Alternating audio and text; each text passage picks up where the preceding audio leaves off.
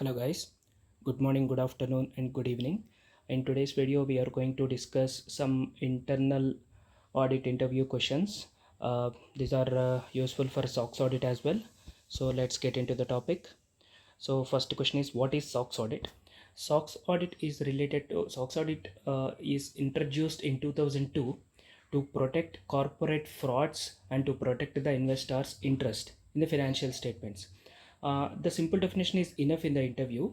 Uh, Most important section in the SOX Act, there are a lot of sections, but the most important section is 404. 404 talks about management responsibility relating to assessment of strength of internal control, their accuracy of internal control. Management needs to assess the accuracy of internal controls. Section 404 talks about assessing the strength of internal controls. That is important. And next, what is internal control?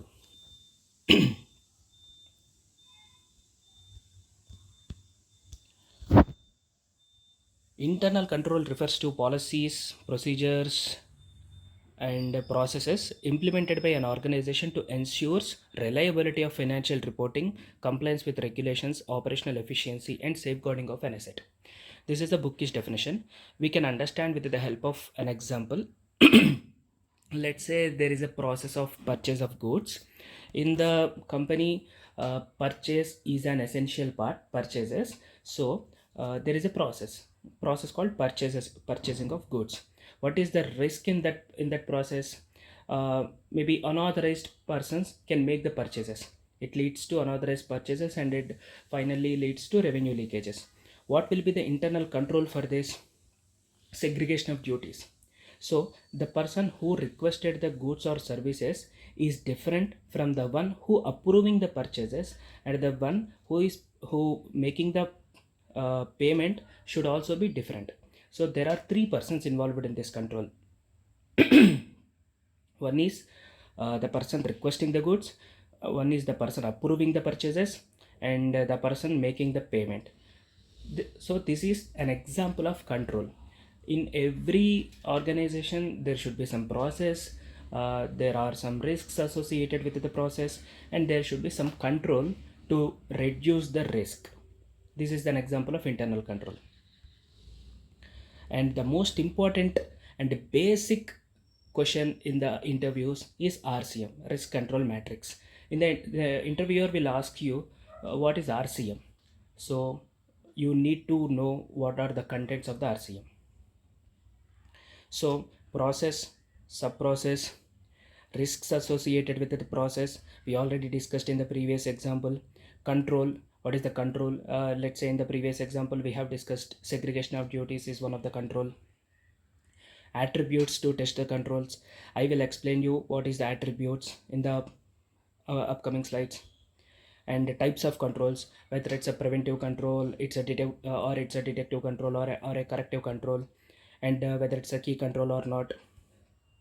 Frequency of the control, whether the control is happening daily, weekly, or monthly. Control nature, it's a manual control or a semi-automated or fully automated control. And the process owner details. And test results, whether the control is accurately working or not, it's passed or failed. We need to test, we need to document those details as well. These are the main contents of RCM. And we will discuss about types of control. First of all, preventive control. Preventive controls are internal controls designed to stop errors, frauds, or non-compliance before they occur. Underline this word, before they occur. These controls help an organization to proactively manage risks and ensure smooth operations. Remember, definitions are always important to remember, but we can understand the concept with the help of an example. So take passwords an example for preventive controls. For your mobile you have a fingerprint and you have a number locking, or for your laptop there will be some passwords. So these are all come uh, under preventive controls. So if any person tries to open your laptop or mobile, it will prevent let's say it will show as wrong password or biometric mismatch. Like that, it will prevent other users to access your devices. These are called preventive controls. It will prevent before any error or fraud has been happened. Next question is detective controls. What is detective control? Detective controls are internal controls designed to identify errors, fraud, or non-compliances after they have occurred. Underline this word, after they have occurred. See the example. In the warehouse, that warehouse team conduct physical stock counts and compares them with the inventory, with the recorded inventory levels to detect theft, loss, or errors. So what it is saying, in the system records, when compared to the go down records, there is some mismatch. Company needs to identify why the difference has been occurred, whether it's theft or loss or errors or system error. So knowing the difference, so detecting the difference is called detective controls. Company need to know the cause after the error has been occurred. These are detective controls. Next is corrective control. Corrective controls are internal controls implemented to fix issues after they have been detected. So in the previous control, company has identified some errors or fraud, and now they need to fix the errors or frauds. Let's say the example, if duplicate vendor payments are identified during an audit, company implements an automated duplicate invoice detection system to prevent future occurrences. So, what is the error here? While paying the invoices, sometimes company is paying twice to an invoice, duplicate invoice payments. So they have implemented an automated duplicate invoice payment system detection system. So if you tries to pay a duplicate invoices, system will show an error pop-up message, so that you cannot pay a duplicate invoices. Like that, corrective controls are worked. The important question in every interview: what are the risk mitigation strategies? First of all, risk avoidance. Risk avoidance means eliminating the risk altogether, completely eliminating the risk. See the example, a manufacturer stop using a supplier with frequent quality issues to avoid product defects and recalls. So if you are purchasing goods from a vendor and you are continuously getting spoiled goods or defected goods, so what will you do? You will eliminate the buyer. Take a real-time example. Suppose you are purchasing vegetables from your local vendor, and every time you are getting a spoiled vegetables. So will you go to that vendor again? No, you will change the vendor. Like that, risk avoidance control will work. Risk avoidance strategy. And now risk reduction, minimizing the likelihood or impact of the risk. A business implements cybersecurity measures like firewalls, multi-factor authentication, and encryption to reduce the risk of data breaches. Sometimes risk cannot be avoided completely. There will be some risk. So, to reduce the risk, company needs to implement some measures. In this example, a business implements cybersecurity measures like firewalls, multi-factor authentication, and encryption to reduce the risk of data. It can't completely eliminate the risk, so it is trying to reduce or minimizing the risk. This is risk reduction. Next is risk sharing, transferring the part of the risk to another party. It is very easy. So taking insurance policies to reduce the fire accident loss because of fire accident, or if there is any floods, and if we lost the stock, we need we can save the loss from insurance policies. Next is risk acceptance, acknowledging the risk and preparing to handle its impact. Sometimes a company needs to accept the risk, even though it's high or the impact is low. Company will accept the loss. A startup accepts the risk of initial financial losses because it accepts long-term profitability.